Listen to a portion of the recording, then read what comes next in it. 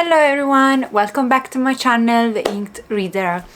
Apologies because I disappeared in the last couple of weeks. I tend to try and upload a video a week.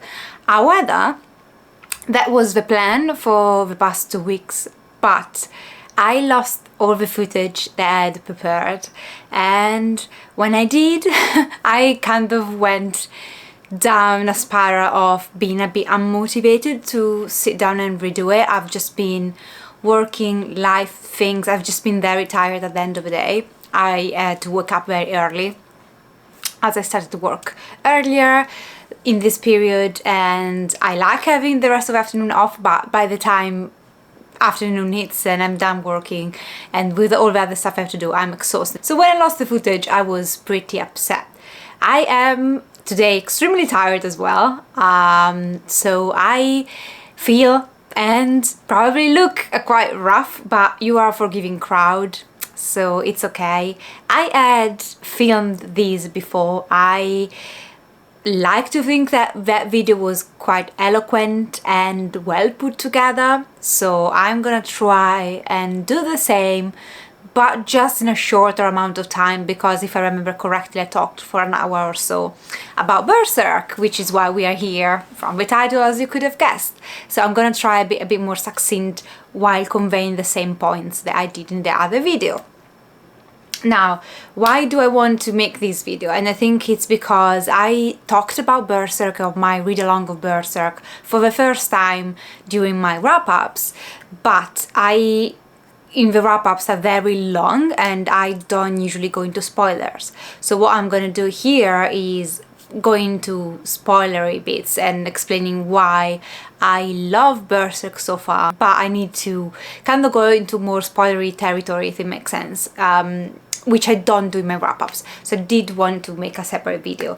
Now, I have collected Berserk in these deluxe editions, which are very expensive, so I'm trying to kind of stick to once a month. However, I did buy and read 2 volumes last month. You're gonna see my wrap-up, but I had to know how it ended. And so this volume contained 3 normal manga volumes, but by doing that I got a bit confused on which volume I'm at, so I'm gonna put down numbers here for you so you know what I'm talking about, because I'm not done with Berserk. I've just read 2 arcs so far. The first one is the Black Swordman arc, I believe. I'm gonna put the name here and tell you, what volumes that corresponds to. But more importantly, I have read the Golden Age arc, which is what made me fall in love with Berserk. And I think it does start in the other volume. However, these volume 2 of the deluxe editions and volume 3 are the core content, and then in volume 5 you kind of shift from the Golden Age arc to the, what is it called? I'm gonna put the name here because my mind is blank at the moment. So I am currently done with volume 5, so I've now passed on to the next arc, which is quite lengthy for my gathering. So I wanted to just sit back and discuss mostly the Golden Age arc, and I would love to hear what you thought about Berserk. What are the things you love about Berserk? Please don't spoil anything for anything that goes past the Golden Age arc, because I am not at that point yet. I've just started the next arc, so be mindful when you comment, but do let me know your comments, your thoughts. And as someone who's loved Berserk, I'm always curious to also hear from people that didn't love maybe that specific arc and why. So I initially learned about Berserk because I did a challenge on my channel that was a couple of years ago at this point, where I was reading the 10 most bizarre manga ever written, and Berserk volume 1 was on that challenge. So I read the first volume and I enjoyed the arc. I knew it was a grim dark fantasy, which is definitely my cup of tea, so I decided that although I enjoyed the first volume but I wasn't blown away by it, I decided to look online, and I found these deluxe editions and really liked how simple but very fit to what Berserk is style they were in. So I decided to purchase the first one, and then I left it there for months, if not to a year. And then this year, around February, I decided, you know what, I've got that. I'm in the mood for a very brutal, dark grim dark fantasy manga, let me pick it up. And I read through all, and by the end of the first deluxe volume, if I'm not mistaken. It's where the Golden Age starts. And although the Black Swordsman's arc I enjoyed, I wasn't in love with Berserk at that point. We were thrown in this revenge story without having any background, so we knew that Guts was looking for blood, and he had this very unlikable character, if you want. He was very unapologetic, mean, if you want, and I do like unlikable characters. However, I didn't click with Guts immediately, and I stayed because I was like, this is so violent that I've never experienced anything of the sort, or to this extent. So I wanted to continue on because also I was a bit fascinated by the world, but what kept me glued in the end was toward the end, when we get the scene where we see for the first time Griffith, or I don't remember how it's called in his other form. So that scene made me curious enough to say, you know what, I need to purchase the second volume, which is this one I'm holding at the moment, and continue on and know what happens next, because I was kind of confused during the first arc. Like, I knew something bad had happened to him. I knew he was marked Guts, and then he was looking for something, but I didn't know his history. And the Golden Age arc is exactly that. Is his origin story. It's how Guts was born and grew, and how he became the Guts that we meet in the first volume. And that's where I fall in love with this series. I loved the Golden Age arc, and I hope that we love the other arcs as well, but I have a hint that the Golden Age arc is gonna be my favorite. Now, the Golden Age arc and the first volumes are the ones that are adapted into the manga, if I'm correct, and in movies. I don't know how much has been adapted in other formats of media for the next arcs. So I will proceed on to watch probably the anime, but mostly the movies, because I've heard better things about the movies. But I will finish the series before that. So now that I've experienced the Golden Age arc, now I can see the hype. Now I can see why Berserk is so loved. This is a grim dark fantasy that takes place in this kind of medieval time, but more than the extreme brutality, the image, like the art style. I'm just gonna show some bits of these. I think everybody who's listening in on these will have or knows what this is, but I'm just gonna show you the style just because. I don't want to spoil anything though, so let me check something that I can show you that's not upsetting, which is hard. So first of all, the art is something that I really love the art. I think that especially knowing these editions, which are a bit bigger, there are full panels of scenes, especially violent scenes, and I love how that's done. It's very difficult sometimes when you read a manga that has a lot of action or combat scenes to know exactly what is happening at all times. But with Berserk, I don't struggle. So I can see when a head starts flying away, I can see how that happened. I can see Guts' motions when he's in a combat, and his or other characters. So it's very neat, and that's why I love it in terms of the violence. Now, if you're here, I guess you're aware of how violent Berserk is, and I think what got me, it's not the violence, because I was very well aware that this was very violent, very brutal, very cinematographic, if you want, in the violence and the blood, and yes, it's out there, and I do love it because of that as well. However, what I wasn't that prepared, and I think it must be said, is the sexual violence that's contained, like the amount of rape that is in this series. It's a lot, and I had some moments where it got to a point where this is getting to me a bit. So I was actually surprised that I managed to kind of talk to myself through why the violence was there. It's something that I'm gonna touch upon in a second when I go into what I don't necessarily love about Berserk at all times, but overall, be aware if you're new to Berserk or thinking about picking it up. I think, if you're here because there's a spoilery discussion, you know already how full of sexual violence this is. But yeah, that's that. I love the art, as I said, how neat the violence is. I do ultimately though think that what made me love Berserk so much was the characters and the plot and how those combine perfectly well, and the exploration of these. Griffith is an extremely interesting character, and I think that what makes Berserk is guts, but it's guts because of Griffith, is because of the relationship with Griffith and Casca. Now, I've not read all the arcs, so I don't know, but I think that guts alone, it's a character that we have already seen, if it makes sense. Yes, grim, dark fantasy, revenge, super strong, super determined. It's not a novelty, at least for me, if it makes sense. So I've seen characters like him before. What makes Guts so interesting now, after reading The Golden Age, is knowing why Guts is Guts, and the characters that cross his path. And Griffith, most of all, even more than Casca, I think Griffith is the center. It's such like a layered character. And what I love about Griffith, because he's a bad guy, is that you see him from where he wasn't a bad guy, was just a guy that had a goal, had a dream, and would do anything to get to that dream.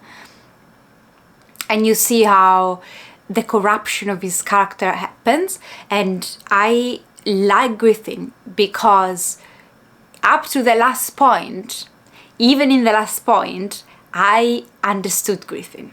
So I saw his point. Now, I'm not justifying Griffith. I'm not saying that he's a good character. He's absolutely the worst. But because it's a corruption that is so believable, it's so... if you put yourself in his shoes, you might, and hope, you might have chosen differently, but you understand. I see Griffith as having this moral dilemma that so many of us have between good and evil, and, you know, how you want to achieve your dream, and sometimes you have to do bad things, or, you know, step on people or whatever. So he's kind of like the most intense version of that, of moral dilemma, and he chooses for the bad side, so he chooses evil, but we follow his moral dilemma throughout, and I understood that dilemma, and I understood why he did what he did, and that's why I also love him now as the ultimate evil character. And also, like, now I guess he's gonna be the final boss, if you want. That's from the Golden Age. I imagine that he's gonna be the, you know, the one that at the end Guts will have to fight, because Griffith is unredeemable now. And so I really love, like, there is no way you can redeem Griffith, but at the same time we have been in love with Griffith enough to feel the pain that Guts goes through. And that's what I love, is that they made us love Griffith with his flaws, and then we saw his dilemma, his moral dilemma. We saw him broken and choosing something that was horrible, but made sense for his character, made sense for his situation, that moment where he was broken, disfigured. And so now he's unredeemable, and all the feeling that comes is because we loved him first. And I think that's why Miura did it perfectly. He created the perfect antagonist, and I love that. I absolutely love that. The complexity is also the relationship of why Guts has the trust issue he has, why Guts is the way he is. And I also loved the fact that Guts is looking for something through the Golden Age arc. He's looking for his motivations, he's looking for his dream, his own dream in life, what he wants to be.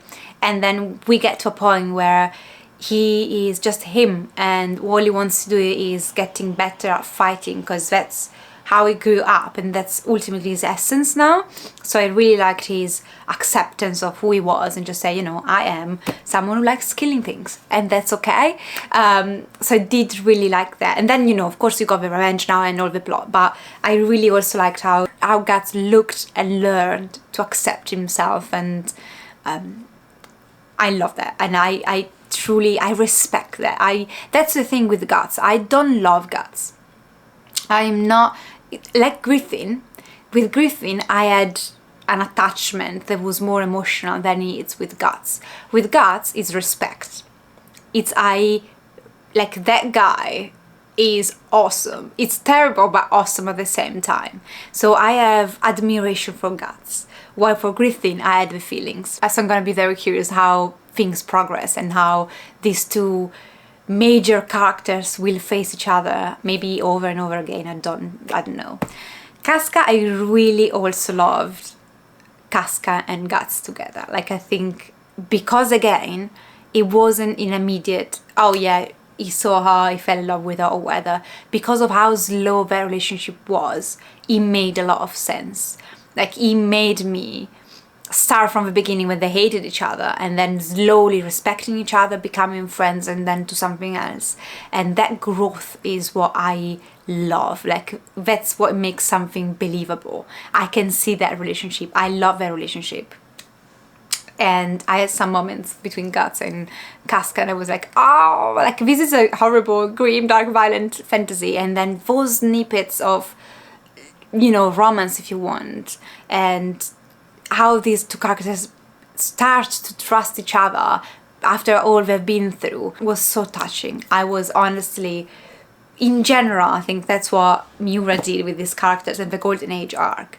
It made me grow with them and destroy myself with them, but also fell in love with them and everything that came by. So love that. I also am someone who honestly really like the basic revenge story. Like, that's a format that works for me because now I know the origin, I've grew attached and suffered and everything, and now it's a revenge story. It's him wanting to kill everything because he's met with a war, it's angry with all the suffering and with the horrible shit that people do, and he just wants to cut his head off, get to the bad guy, get his revenge. And I love those simple stories, if you want, because at the same time this is a simple story with complex characters, and that's what I love about Berserk. It's not difficult to follow. It's clear what's happening at all times. We just want the blood. But because of the layers and the nuances of the characters and their relationships, we care a lot about very simple plot, if you want. At least it was so far. So love that so much. Now things are a lot of a bit less because they must be touched upon, but there is a caveau in all that as well. As I mentioned before, the sexual violence is there a lot. Now, you might not know this about me, but as someone who used to work with survivors of sexual assault, rape, for me it's very triggering. I have a lot of vicarious trauma that came from that job, and I have grew attached to so many of my clients. I've seen them going through such horrible experiences, and also inspiring stories, of course, but I was in the emergency department with them, so I kind of saw them immediately after. So for me, it's kind of rough seeing a rape scene, seeing a sexual violence scene, and that's a personal thing. That's something that comes from my personal experience, work experience in this case. But I do think that sometimes women are used as objects to make us angry. So I would understand why some people would critique Berserk for this thing. Women are tools sometimes in these to make us think about, oh, that's so evil, I want to see, you know, this bad man now punished. So women, children, because men in these are raped as well, they suffer a lot. I also took a step back and I kind of thought that Miura wanted to depict the worst, most corrupt, most evil world you could think of.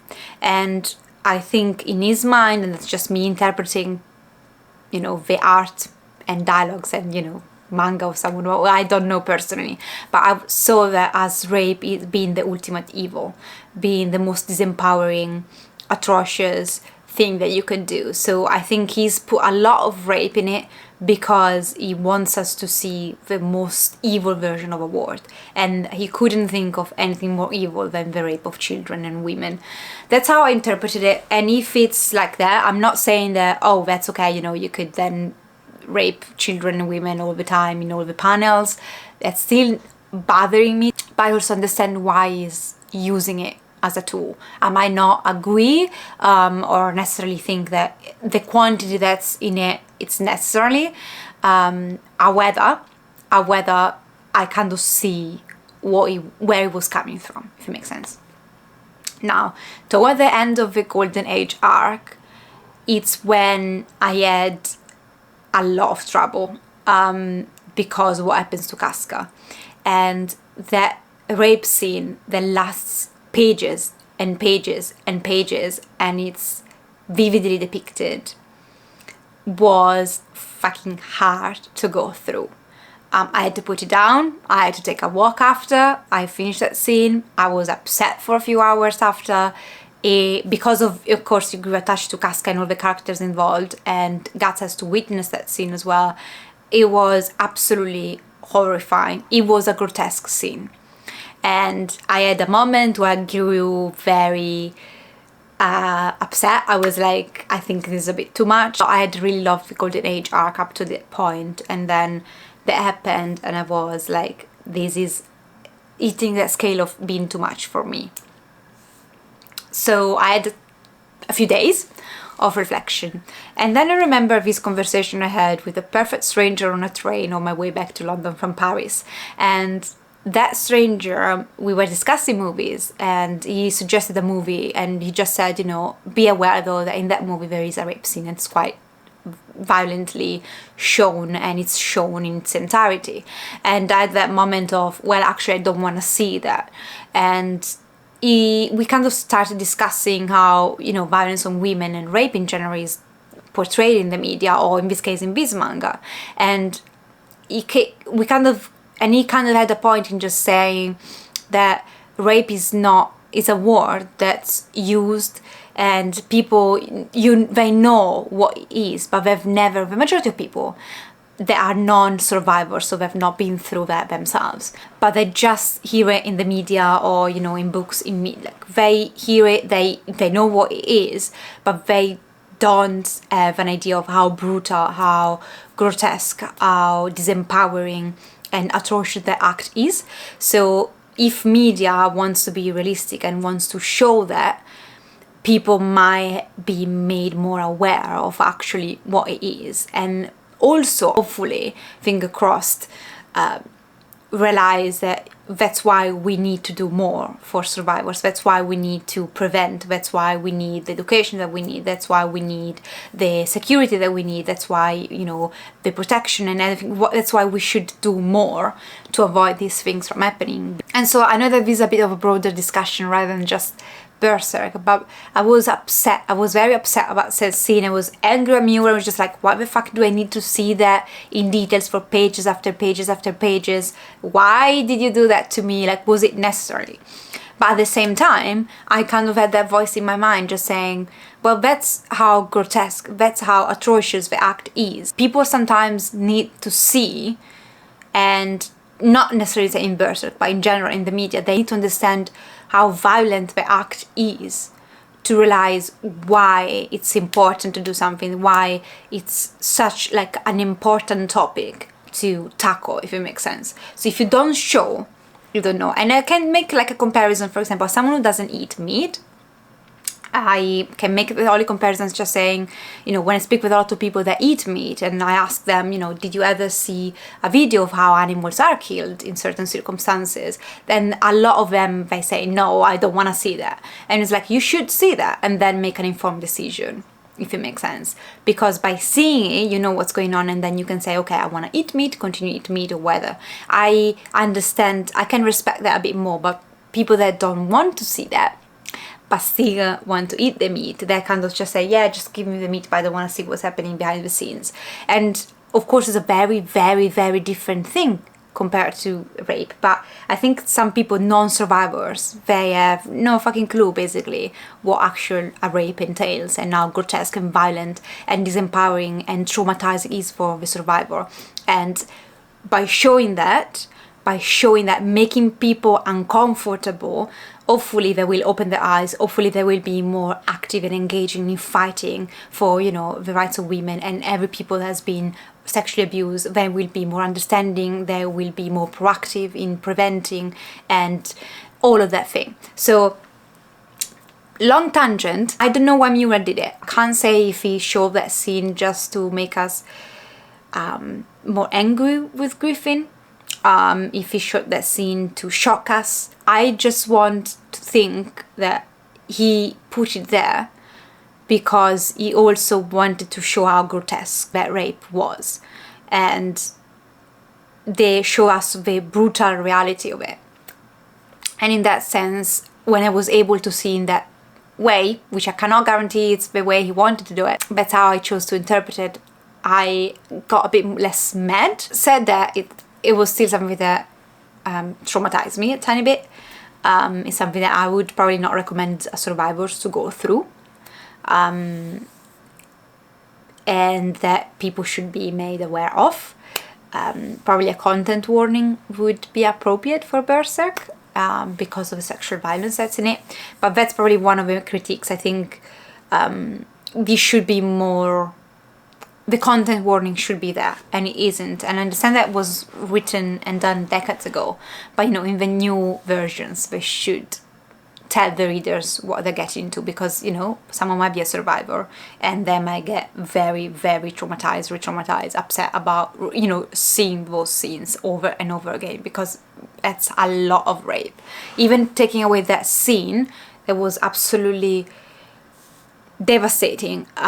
The rape in general, it's a lot, and I could have done with like less of it. And I don't know how, after the Golden Age saga, what to expect. I have continued on with just one volume after, so I'm going to discuss the next saga probably in our next arc in another video. I am, however, a bit hesitant because of, I don't know, I don't think anything could topple the Golden Age arc. So I'm kind of sad because I got this feeling that the best has been done and it's gonna go a bit downhill. Hopefully it's just me having a prejudice and it's not gonna turn out to be the truth. Overall, the Golden Age is still one of the best storyline I've ever experienced.